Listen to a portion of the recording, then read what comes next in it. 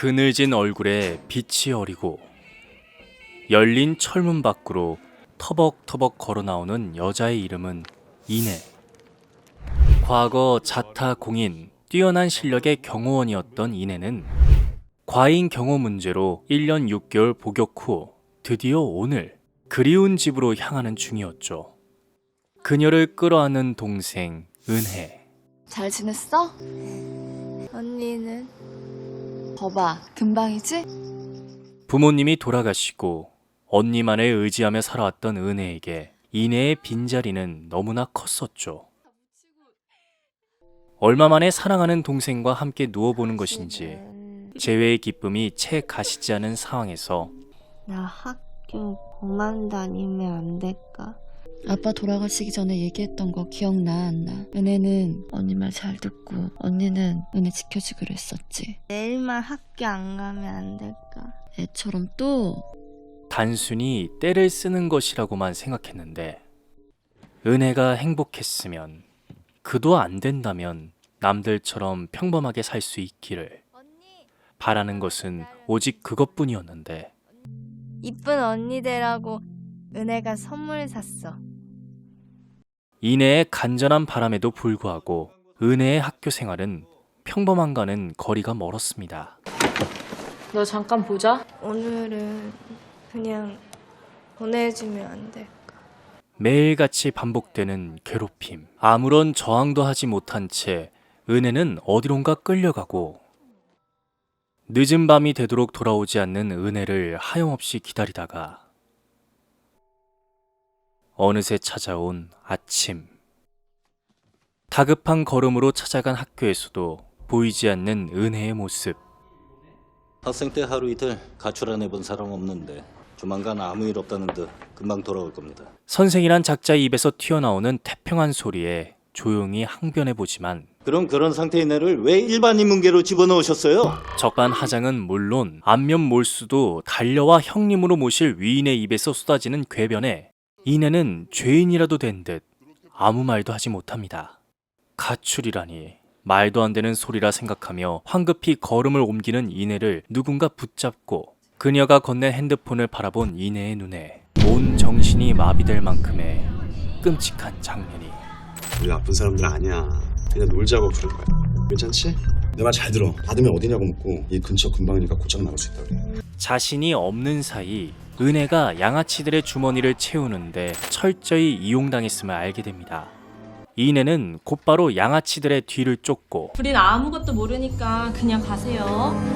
언니를 몰라본 무지한 어린 양들은 곧바로 응징의 제물이 됩니다. 은혜의 마지막 행방을 알고 있는 남자의 앞으로 직행. 우리 잘못 없다고 그 새끼가 나쁜 놈이지. 돈 1,000을 갖고 오든지 걔를 데려가겠다는데 우리 보러 어떡하라고요. 누가 무슨 이유로 은혜를 데려가는지 알게 된 이내는 다급히 경찰에 신고하지만 가출인지 실종인지 확인을 하셨고요. 우선 가까운 경찰서 가셔가지고 상황 파악부터 좀 하시고 서류 작성하시고. 감정이라곤 1%도 찾아볼 수 없는 무미건조한 경찰의 말에 분노와 체념이 어리는 것도 잠시. 이내의 굳은 결심으로 번뜩이는 이내의 눈빛. 직접 찾아간 그곳엔 당신이 하상만이야? 상만의 심부름꾼만이 있었죠. 아무것도 모르는 그에게서 전기 충격기와 차 한 대, 하상만의 차 번호를 얻어냅니다. 여보세요. 당신이 그저께 박은혜라는 여학생 데려갔지? 걔 지금 어딨어? 잠깐. 근데 당신은 누구세요? 그딴 거 알 필요 없고 내 동생 지금 어딨냐고!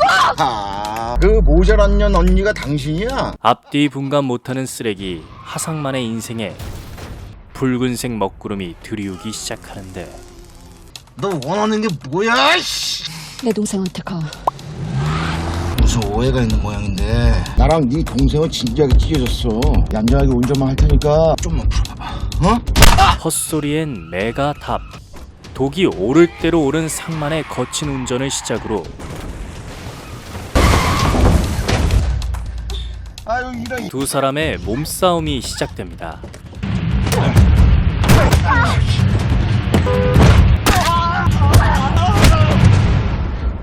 기진맥진한 몸으로 상만의 핸드폰 속 최근 통화 버튼을 눌러보는데 여보세요, 한 사장? 저보고 대신 전화라고 하셨거든요. 돈 문제는 정리 다 됐으니까 신경 쓸 거 없고 애는 딴 데 넘기기로 했다면 알 테니까 그리 전하시오. 어디로요? 아가씨가 그거 알았어 뭐하게. 궁금하면 한번 만나. 또다시 어디론가 사라져버린 은혜. 내 동생 어디로 팔아넘겼어? 이 바닥에도 상도이라는 게 있잖아. 응? 이것도 나름 신용장사인데 어떻게 거래처를 함부로? 말이 안 통하는 뺀질한 면상. 빨년이 그렇게 동생 관리를 잘 하든가 빌렸으면 돈을 갚든가. 애초에 네 동생년이 돈을 꾸고 안 갚으니까 이런 사단이 난 거 아니야. 납치된 거야. 그건 니년 얘기고 내가 내 돈 주고 산 물건 다시 되팔았을 뿐이라니까 이 싸가지 없는 잖아. 사람 하나 죽일 듯 달려드는 남자의 무례함에 꼭지가 제대로 돈 이내의 반격.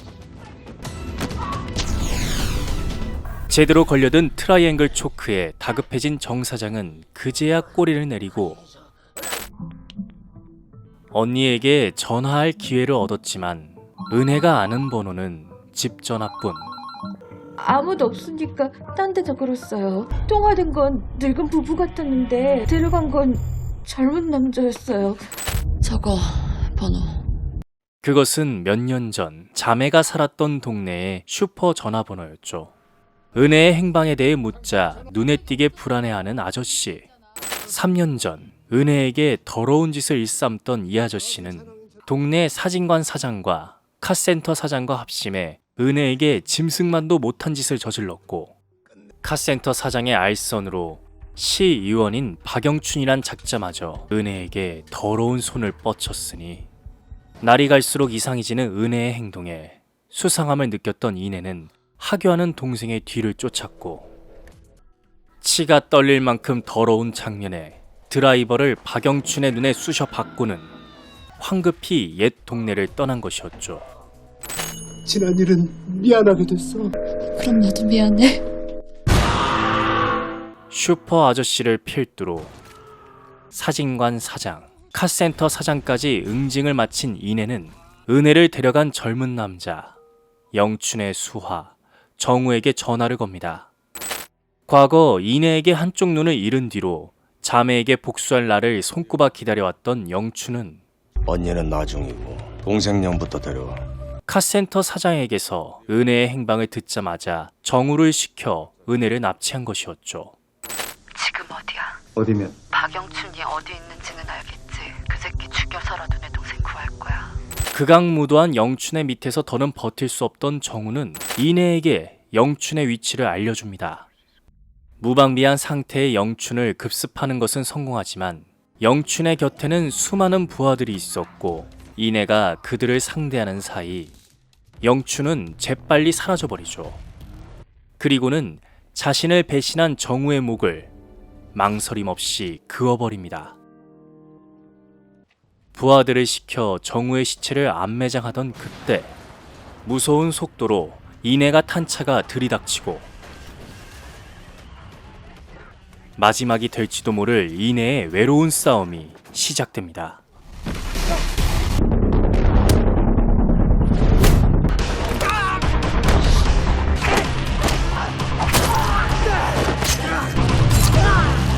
마지막 남은 한 명까지 처치한 뒤 꿈에 그리던 은혜를 마주하는 순간 문 뒤에 숨어있던 영춘의 기습 공격. 이내는 그만 치명적인 부상을 입고 마는데 이성을 잃고 분노에 사로잡힌 이내는 인정사정 없이 영춘에게 주먹을 날리고 피범벅되어 표독한 그의 얼굴을 알아보기 힘들 때쯤 언니. 들려오는 은혜의 목소리. 그렇게 이내는 그토록 찾으려 애썼던 은혜를 품에 안게 됩니다. 어둠이 거치는 새벽 하늘 아래 아무도 없는 한적한 도로 위 잠든 은혜와 그런 동생을 지켜보는 이내의 모습을 끝으로 영화는 막을 내립니다. 오직 동생을 구하기 위해 자신의 모든 것을 내던진 언니의 처절한 몸부림을 담은 영화 언니. 몸을 사리지 않는 언니의 액션과 나쁜 사람들이 하나 둘 무너지는 모습이 통쾌하기는 했으나 현재는 물론 과거서부터 이어져 온 은혜의 고통을 필요 이상으로 나열, 전개함으로써 영화를 보는 내내 불편함이 느껴졌고 동생을 구해내긴 했으나 어쩐지 석연치 않아 보이는 복수의 결말은 앞으로도 순탄치 않을 자매의 운명을 암시하는 것 같아 마음을 무겁게 만들었습니다. 붉은색 하이힐을 신고 힘겹게 싸움을 이어가던 언니가 막판에는 편한 운동화로 갈아신는 모습을 보며 그래, 언니도 발이 많이 불편했었구나. 절로 고개가 끄덕여졌던 영화 언니였습니다.